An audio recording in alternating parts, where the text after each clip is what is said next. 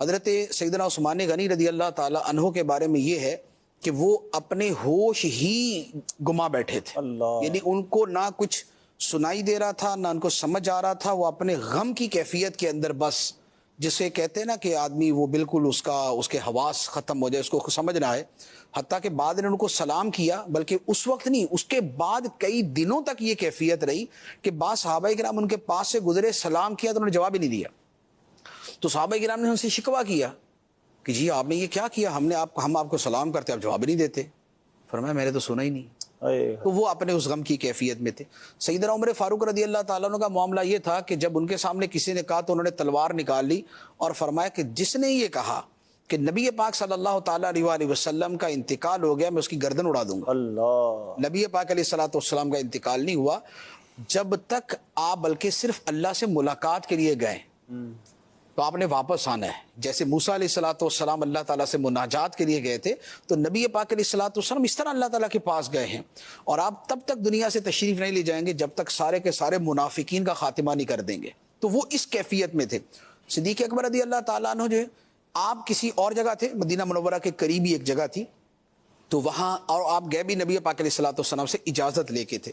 تو جب آپ کو وہاں اطلاع ملی تو آپ فوراً آئے اور آ کے سب سے پہلے تو سرکار علیہ الصلوۃ والسلام کی وہاں پر آپ کے جسم اطہر کے پاس حاضر ہوئے, آپ کے پیشانی مبارک کو بوسہ دیا اور عرض کی یا رسول اللہ میرے ماں باپ آپ پہ قربان ہو, میری جان آپ پہ قربان ہو, اللہ تعالیٰ آپ پہ دو موتیں جمع نہیں کرے گا.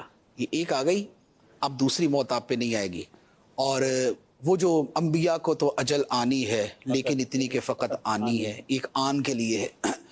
تو لیکن صدیق اکبر رضی اللہ تعالیٰ عنہ کا معاملہ یہ تھا کہ نبی پاک علیہ الصلوۃ والسلام نے جو انہیں اپنے ساتھ اتنا قرب بخشا تھا اور جو انہیں سفر و حضر میں اور ہر جگہ اپنے ساتھ رکھا تھا, اس کے پیچھے بہت بڑا مقصد یہ تھا کہ نبی پاک علیہ الصلوۃ والسلام کو پتہ تھا کہ امت کو سنبھالنا کس نے.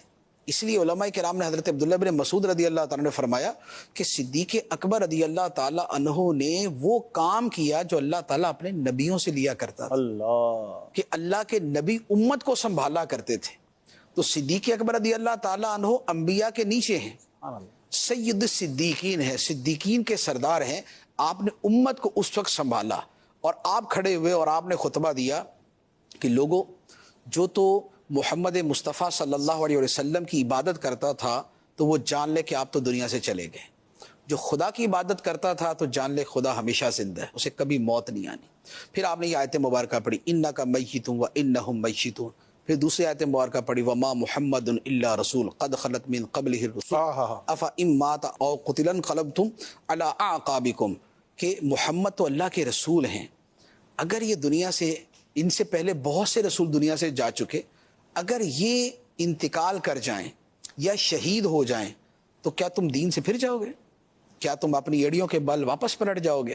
تو جب آپ نے یہ آیت پڑھی تو صحابہ کرام فرماتے ہیں کہ ہمیں لگا کہ پہلی مرتبہ زندگی میں آیت سن رہے ہیں ہم. یہ کس موقع پہ کون سی آیت تو انہوں نے سنی تھی, یہ تو غزوہ احد کے موقع پہ نازل ہوئی تھی, جب اس وقت صحابہ کرام میں بگدڑ مچی تھی اور بڑی ایک تکلیف دہ صورت تھی, تو اس وقت نازل ہوئی تھی. لیکن صحابہ کرام فرماتے ہیں کہ اس سے ہٹ کر تو تصور میں نہیں آتا تھا کہ سرکار دو عالم صلی اللہ تعالیٰ علیہ وسلم دنیا سے تشریف لے جائیں گے. تو فرماتے ہیں کہ ہمیں لگا کہ جیسے آج اتری ہے اور آج ہم پہلی مرتبہ سن رہے ہیں. تو یوں پھر صحابہ کرام کی جو اس وقت کی کیفیت تھی اس کو سنبھالا دیا گیا.